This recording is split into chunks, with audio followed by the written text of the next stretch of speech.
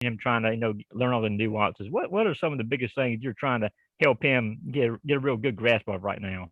I mean, honestly, it's not too much. Broderick is already a gifted kid, gifted pass blocker. He's got things that I wish I could have had at his age. But he can ball. Mostly just talking to him about consistency, being consistent.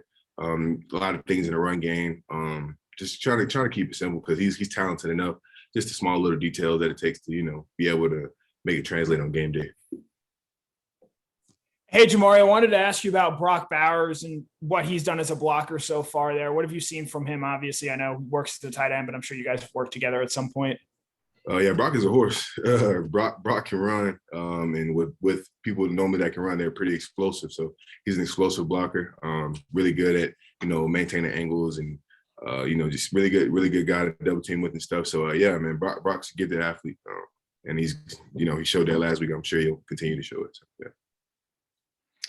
Okay, let's go to Catherine Lewis, followed by Jake Rowe. Hey, I wanted to ask you about you and Cedric Van Pran's relationship. You being a veteran player and him being newer to that starting lineup, but a big contributor. What is your relationship like with him? How does that play on the field? Oh man, he'll laugh at it. Yeah, that's my guy, man. Ceddy Dog. That's my guy, man. Yeah, Ced's a good kid.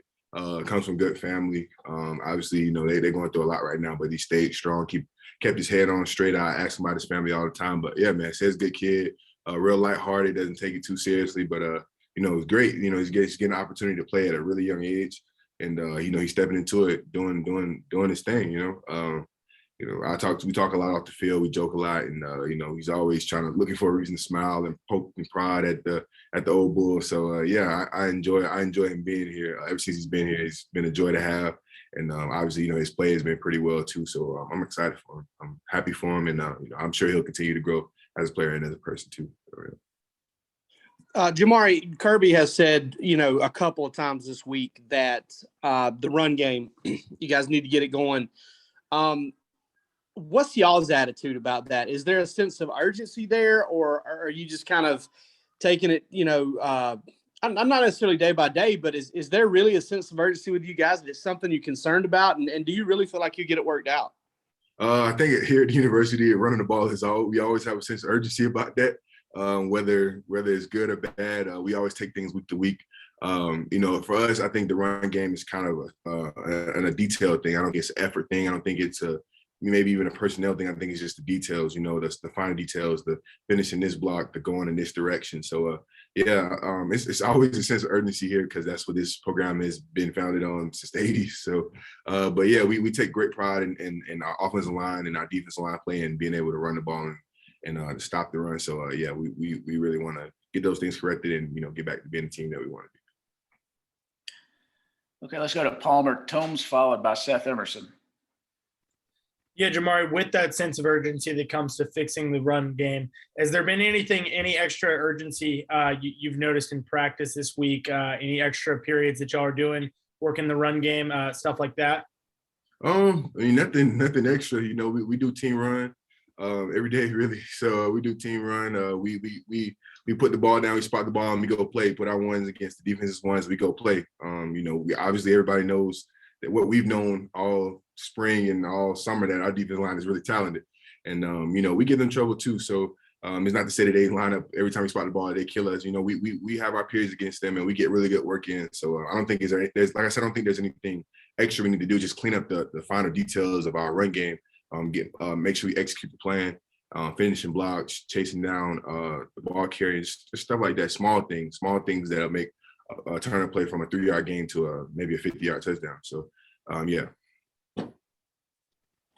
Hey, Jamaree, you got a lot of run game and blocking questions, so I'll go ahead and ask about the quarterbacks. Kirby said the other day Stetson's dealing with a little back issue, and obviously JT working his way back in the oblique. How have those two guys looked the last couple of days in practice? I'm just rotating.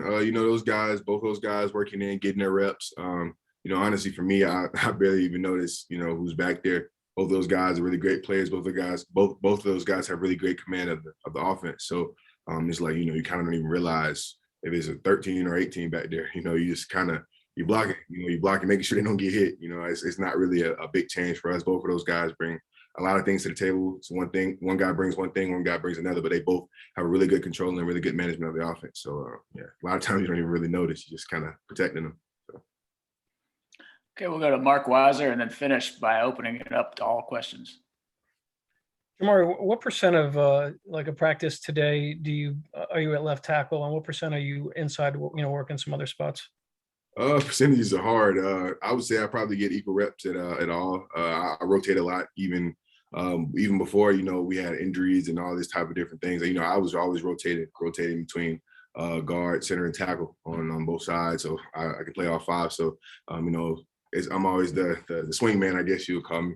But I rotate and I get reps at all. So, if in a dire situation, I'll be ready to hop in and play any position on the line. So I'm excited for the opportunity. It's a challenge every day. It's not always easy, even being a seasoned vet. So, but I enjoy the opportunity. I enjoy the challenge, and I embrace it every day. Thanks. Questions from anyone?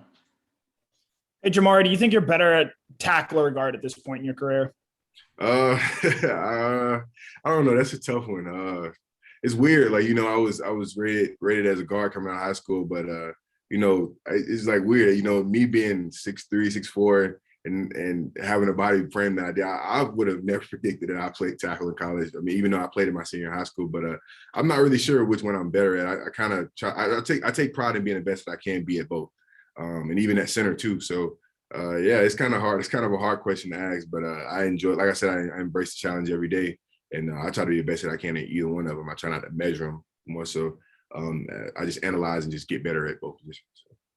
Is there one you're more comfortable at, or you feel more natural at? No, not necessarily. I feel pretty comfortable at both. Like I said, I get a lot of reps at all positions, so comfort wise, I feel pretty good at all five.